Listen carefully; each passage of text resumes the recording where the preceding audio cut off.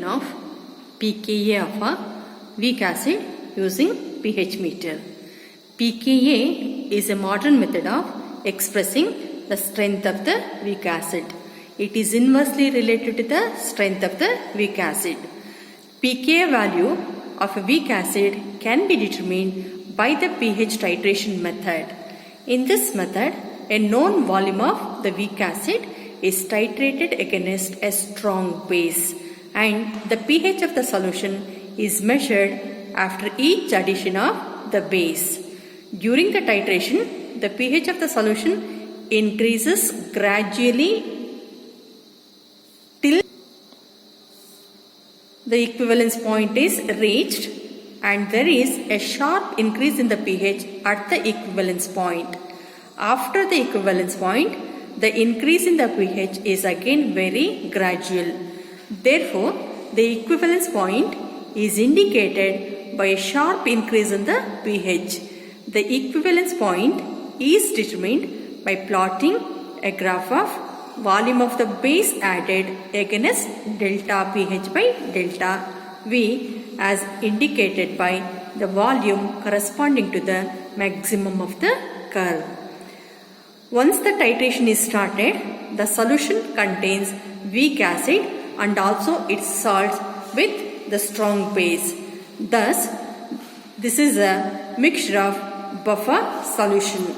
The pH of such a mixture is given by the Henderson-Hasselbalch equation as pH is equal to pKa plus logarithm to the base 10 of concentration of the salt divided by the concentration of the acid.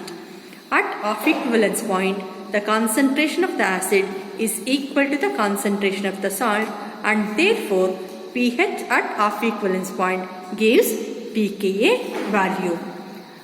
This is the instrument used to measure pH of the solution. This is the digital pH meter. This is the temperature adjustment. Now lab temperature you have to adjust.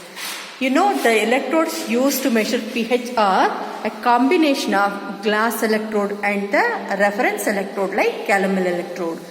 This is the combined electrode system consisting of glass electrode as well as the calomel electrode. So, and that cell is connected to the instrument. First, what you have to do, we have to calibrate the instrument. To calibrate the pH meter, we can take the buffer solutions of known pH or even the distilled water. We know the pH of water is 7.0. We have to take water in a clean beaker. Then we have to dip the cell in that water. Now, to adjust the pH of water to 7, we have to operate this knob. That is cal knob we have to operate, and we have to fix the pH of water to 7.0.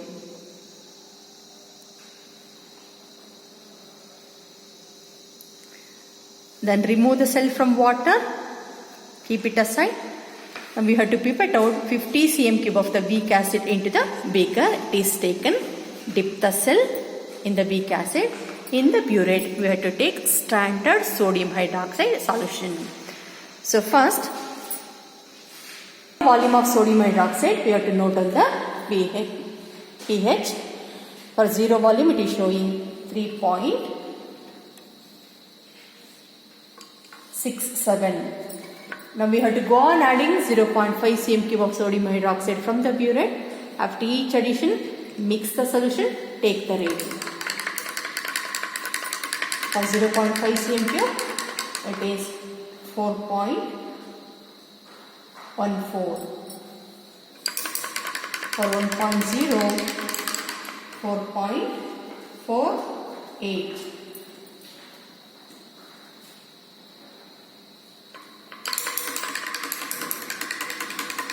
(1.5) 4.95.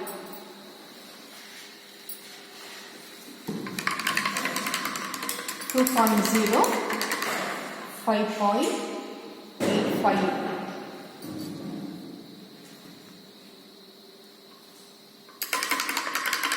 2.5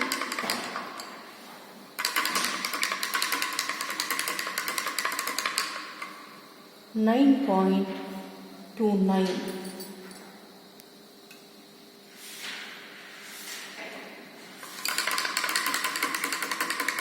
For 3.0, 10.45.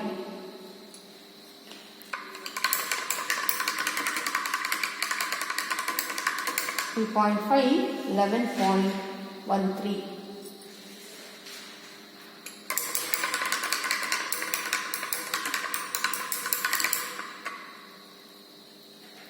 Stop. For 4.0, the reading is 11.48. For 4.5, the reading is 11.92. For 5.0, 12.06. If you look at the readings, see, when the strong base is added to the weak acid, in the beginning there is gradual increase in the pH because of the neutralization of some amount of the acid. So you can see at the equivalence point there is rapid increase in the pH. It is at 2.5 cm³ for us now. You can see beyond the equivalence point there is again only slight increase in the pH because of the addition of the strong base. Okay, after the equivalence point, take 6 more readings. One more reading for 5.5, 12.15. So after taking the readings like this, you have to do these calculations. You have to calculate delta V, delta pH by delta V. Delta V means don't do this calculation for 0. You start calculating from 0.5. 0.5 minus the previous volume 0. How much it is? 0.5. 1 cm³ minus 0.5 cm³, 0.5. So 1.5 cm³ minus 1 cm³, 0.5. So delta V is constant, that is equal to 0.5 cm³.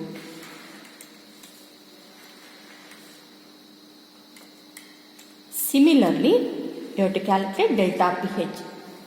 4.14 minus the previous reading, it is 0.47. 4.48 minus 4.14, 0.34. 4.95 minus the previous one,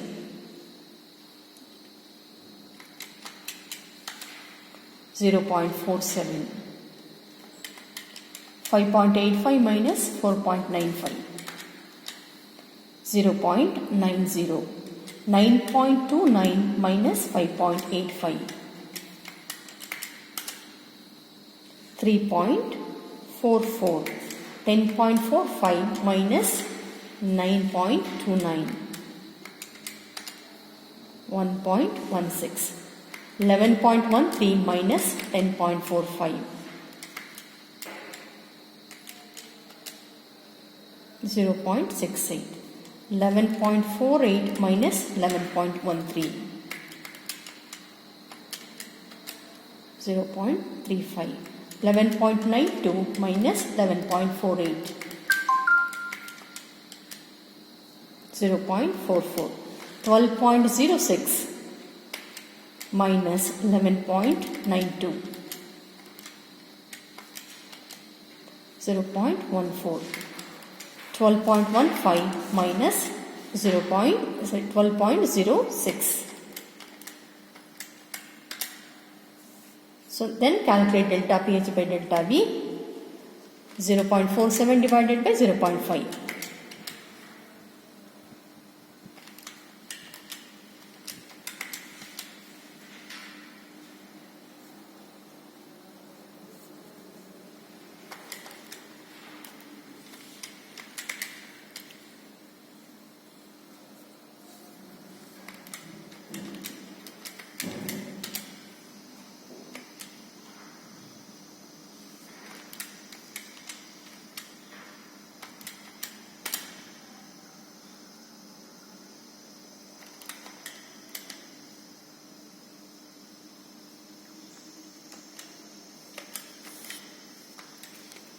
Then you have to plot two graphs. First you plot a graph of delta pH divided by delta V against the volume of sodium hydroxide. From this graph you will get the equivalence point. on x-axis you can take 1 centimeter as 0.5 cm cube. On y-axis you can take 1 centimeter as 1 unit. Then mark the points, and when you join the points